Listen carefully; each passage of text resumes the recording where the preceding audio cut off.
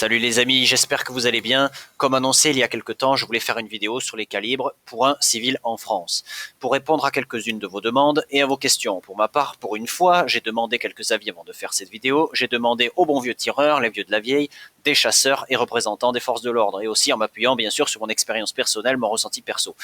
Sérieux, ce classement, je peux vous dire, est beaucoup plus dur à établir qu'il n'y paraît. J'avais toujours l'impression de faire des sacrifices et de me tromper. Mais bon, il a bien fallu hiérarchiser, choisir et tout en essayant d'équilibrer tout ça. Le but pour moi est de faire un classement le plus pertinent de mon point de vue, qui ne sera pas forcément le vôtre, donc merci de me faire vos retours en commentaire. Vous pouvez me contredire et disliker cette vidéo pour manifester votre désaccord et me donner votre avis. Voire mieux, carrément, faites votre propre classement. Si vous êtes d'accord, faites-moi savoir pourquoi vous l'êtes. Je ferai une vidéo suite à vos retours et un live peut-être même pour répondre à vos commentaires d'ici 2 semaines ou un mois en fonction de vos retours. J'en profiterai pour répondre à toutes vos questions. Sans plus attendre, le numéro 10. Un 38 ou un 44 à poudre noire, par exemple. J'avoue qu'ici, c'est surtout l'idée d'avoir une arme qui tire à poudre noire qui m'intéresse. Je prends exemple le Remington de modèle 1858, une des rares armes avec lesquelles j'ai pu tirer à poudre noire. N'étant pas particulièrement fan à la base, je lui reconnais son côté jouissif, mais surtout, pour un civil, ça paye pas de mine, mais ça marche. On a un plaisir de tir avec, le lâcher est super doux, en général, il n'y a pas trop de recul, et malgré tout, ça reste un projectile avec un assez grand pouvoir d'arrêt finalement. Il y a des modèles de revolver avec lesquels on peut avoir un réapprovisionnement assez rapide en changeant le barillet, mais surtout le point intéressant, c'est qu'il renvoie une image d'armes non létales, d'armes à négliger, à ignorer du point de vue des non-sachants qui nous administrent. Considérant mal les systèmes, les armes d'avant 1900 ne sont pas considérées, étant considérées comme inefficaces. Les non-sachants n'ont Dieu que pour les chargeurs de 30 coups d'armes semi-auto, et pourtant vaut mieux un RPG sur l'épaule d'un mec bien intentionné qu'un cutter dans les mains d'un mec mal intentionné. Mais comme c'est Hollywood et les films à sensation et les faits divers américains qui conditionnent le savoir de ceux qui font les lois, bah vous avez le résultat. Donc à mon sens, on n'est pas prêt de voir disparaître les armes à poudre noire des stands de tir. Donc voilà, c'était tout pour le numéro 10. On passe au numéro 9. Le 7,62 par 39, ou comme on le dit, calibre de la Kalachnikov. Je n'y aurais jamais pensé, malgré le fait que je le détienne personnellement. Je voyais pas trop ce que venait foutre un calibre d'Europe de l'Est et un calibre pareil dans un top 10 en France. Mais une discussion avec un ami d'enfance, représentant des forces de l'ordre, ancien membre de groupe d'intervention de la gendarmerie, m'a fait évoluer au niveau de ma considération pour ce calibre. Sa présence dans ce classement n'est pas pour obtenir un like de la part de Semperloupara, mais bel et bien pour faire ressortir une vérité. C'est un des calibres les plus représentés sur le marché noir français, et en Europe en général, d'après mon pote. Et ça, depuis la chute de l'ancien bloc de l'Est. Il y avait également sur la liste le 380 CP, le 762 par 25 Tokarev, ce genre de choses. Mais de tous ces calibres, le 762 par 39 est le plus polyvalent. Il permettrait, en cas de pépin, de se défendre, de chasser. Ce qu'un calibre d'arme de poing permet que plus difficilement. Donc mon ami d'enfance, me mettant en avant le fait que depuis quelque temps, ça sentait pas bon du tout en Europe et en France concernant les armes et calibres de catégorie B4, il m'a clairement dit, je cite, l'important avec une arme, c'est pas d'où elle vient, c'est ce qu'on en fait. Donc voilà, le numéro 9, à prendre au second degré, je suppose, mais à réfléchir tout de même.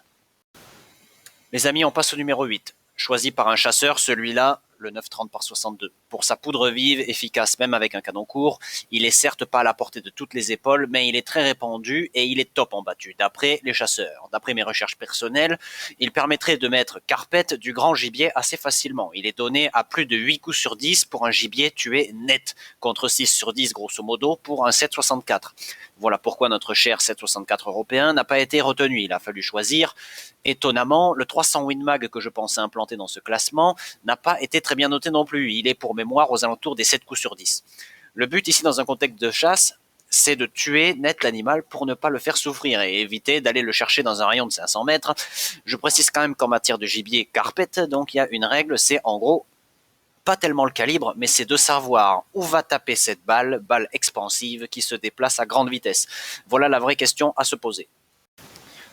Le numéro 7, le très connu 308, ou 7,62 par 51. Contrairement à ce que prétend la légende, ce calibre n'est pas interdit à la chasse depuis 2013. C'est une munition extrêmement produite. Elle est au coude à coude avec le 30-06 sur ce point. L'avantage avec elle, c'est que tout le monde en a. Il y a beaucoup de possibilités en matière de rechargement.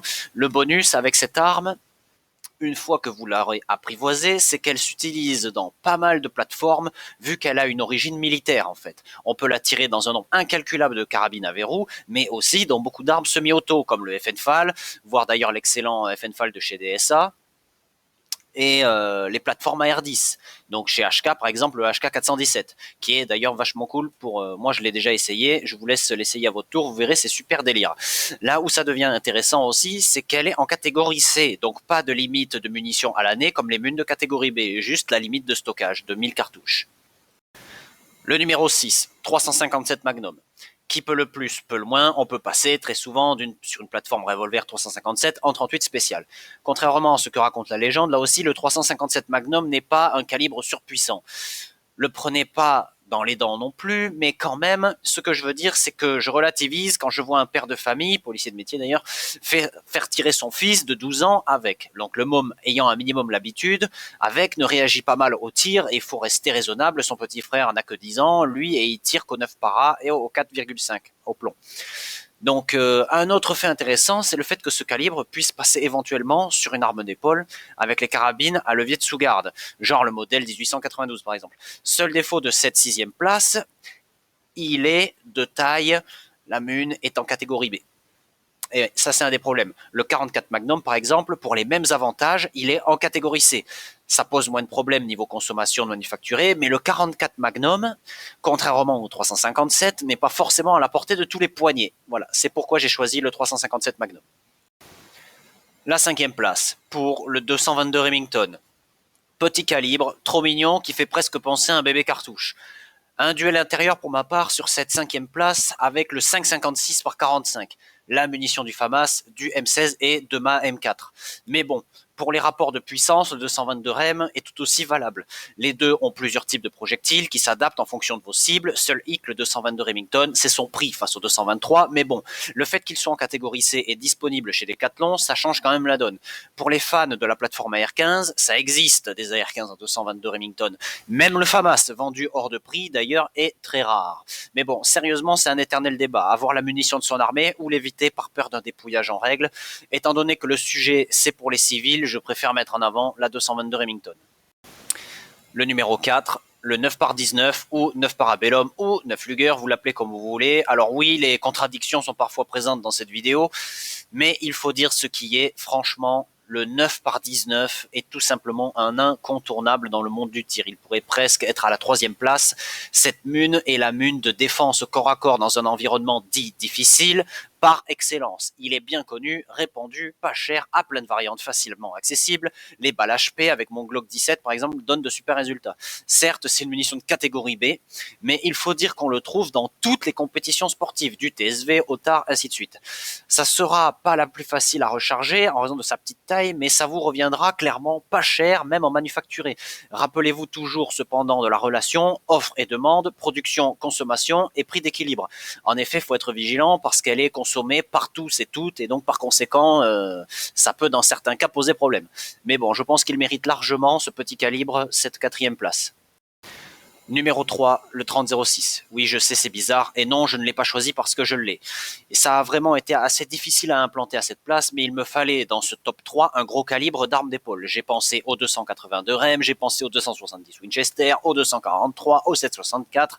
Vraiment, c'est compliqué et on ne sera jamais d'accord, vous et moi. Mais d'autant que pour nous, en France, le 3006 est pas si vieux à l'utilisation. Mais bon, bref. Je le choisis donc dans le présent contexte où il est extrêmement grandement produit et donc pas cher. Pour 100 munes, vous l'achetez aux environs de 80 centimes la cartouche, en FMJ, de chez Partisan, contre 90 centimes pour du 764. Dans les mêmes prix, on va avoir le 243 Winchester, sauf que c'est du 6,2 par 51 contre un 7,62 par 63, donc c'est pas trop comparable. Le 270 Winchester, pour info, est à 90 centimes la cartouche. Je précise la marque sélectionnée, donc pour la comparaison, hein, c'était des Partisans, tout FMJ et ainsi de suite. C'est le contexte actuel là maintenant qui me fait choisir ce calibre. Effectivement, s'il y avait des sièges éjectables dans ce classement, je le mettrais sous le 3006. Vous allez me dire, il y a aussi le 930 par 62 qui était en amont de ton classement. Pourquoi tu ne l'as pas mis là? Eh bien, c'est pour des raisons de coût. Le 3006 en FMJ, il est autour des 80 centimes, comme je l'ai déjà dit. On va plutôt être autour des 1,20 €, 1,30 € pour le 9.3 par 62. Et il n'est pas à la portée de toutes les épaules non plus. Le 30-06 a moins de recul. D'un autre côté, les munitions de chasse, on en a aussi facilement avec le 30-06. Mais les munitions avec 9.3 par 62, en général, c'est pareil, c'est très cher. Donc pour faire de la cible, pour pas trop cher au vu du rapport puissance-coût et ainsi de suite, et en même temps avoir la possibilité de chasser du grand gibier en ayant une bonne possibilité de mettre carpette un gros gibier. Donc je pense que le 30-06 était un bon choix pour la numéro 3. Ça me paraissait pas mal. À vos avis? Le numéro 2, la 22 LR. À titre personnel, je préférerais limite une carabine à plomb pour les nuisibles, mais bon. Ce bon vieux 22 LR, je ne l'ai pas. Je m'ennuie avec, mais force est de constater qu'il est partout, pour pas cher et peut-être avec un des meilleurs, si ce n'est d'ailleurs le meilleur rapport prix, poids des munitions pour le nombre, disponibilité, puissance, utilité, c'est assez ouf, tout ça sans parler du fait qu'un enfant de 4 ans peut tirer avec. Je me voyais mal lutter contre ces stats, malgré le fait que je m'ennuie royalement avec. Je ne l'ai même jamais eu, le 22 LR. Pour ma défense, je dis toujours, bah quoi, bon, 5,56 aussi, c'est du 22. Donc en gros voilà, on peut même aller jusqu'à chasser du sanglier avec pour peu qu'on lui colle une bonne balle dans l'oreille ou dans le nez ou dans l'œil. Mais enfin bon, c'est peut-être pas ce que je recommanderais le plus, mais c'était un indétrônable du top 3. Le numéro 1, le numéro uno, le top looking pour un civil, le légendaire, le brûlant, l'incandescent, le ténébreux, remarquable, irremplaçable, calibre 12. Plus polyvalent que ce truc-là, tu meurs, il est partout depuis plus de 100 ans, tous les chasseurs commencent par lui, les fusils de balle-trappe sont plus résistants qu'un char d'assaut T-90 russe. Avec ce calibre, vous avez toute possibilité de chasse, du gros gibier, du petit gibier, en passant par les volatiles. Contrairement à ce que prétendent certains, c'est une putain de munition au combat et une putain de munition de défense qui renvoie littéralement dans les cordes. Le pauvre 5,56 de ma M4 et le 702 par 39 de ma Kalash. La grenaille fait peur, cette saloperie se loge absolument partout. Le 9 para, on a une plaie que l'on peut traiter, mais un mec criblé de grenaille, qu'est-ce qu'on en fait avec ses plaies multiples? Je parle pas encore de la chevrotine, qui est littéralement faite, comme le dit mon armurier, pour traiter du bipède de 70 kilos. De 10 mètres à 30, 40 mètres, elle est redoutable. Un tir rapide, sans trop regarder, vous êtes sûr de toucher votre cible. Ce qui, en termes de baston, pèse énormément, puisqu'un Gugus touché au combat, peu importe le projectile qu'il bouffe, il est hors combat, parfois psychologiquement plus que physiquement, mais ça envoie du pâté. Pourquoi est-il si badass? Eh bien, sa létalité s'étale sur quoi? 30 cm, 50 cm, 1 mètre contre un demi-centimètre pour la Kalachnikov. Et il est en catégorie C, le calibre 12. C'est là qu'on voit toute la cohérence de ceux qui nous cassent les couilles aussi souvent que cela est possible, avec des chargeurs de 30 coups pour tirer un pauvre 5,56 merdique. Là aussi, le calibre 12 est dit trop encombrant, genre fusil à pompe, quoi. Oui, eh bien, le vieux fusil à papy reconverti en arme de poing, crosse-scié, canon scié, et croyez-moi, ça va chier dans le bungalow.